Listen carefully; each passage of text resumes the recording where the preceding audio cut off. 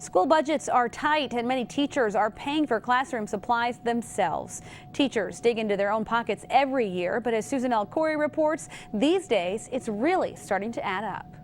Connie Crittenden is always looking for ways to make her class more interesting.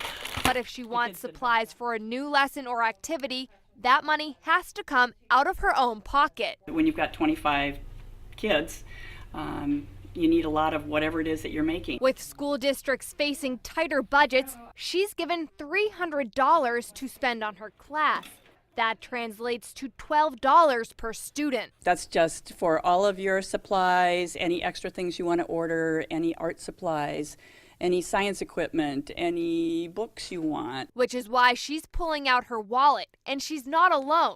The Michigan Education Association says the average teacher spends about $650 on supplies each year, even purchasing basic supplies once covered by the budget. We're looking at simple things like the papers, the pencils, the coloring. And that's happening more, with teachers paying for 77% of their supplies. And it's not just the basics.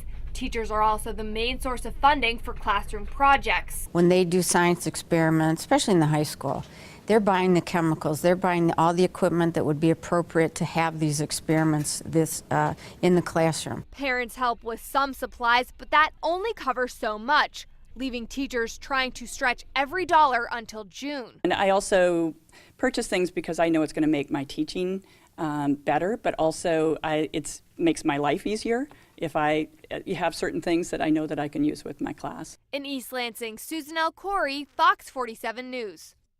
One state representative is looking to give those teachers and parents a break, at least in terms of taxes, when it comes to shopping for back-to-school supplies. Legislation introduced today by Representative Joe Graves wants to suspend the 6% sales tax on essential back-to-school supplies during the month of August. He says school shopping can place financial strain on families and costs can add up quickly, so every penny counts. The waiver also applies to teachers to help lessen the burden of out-of-pocket expenses.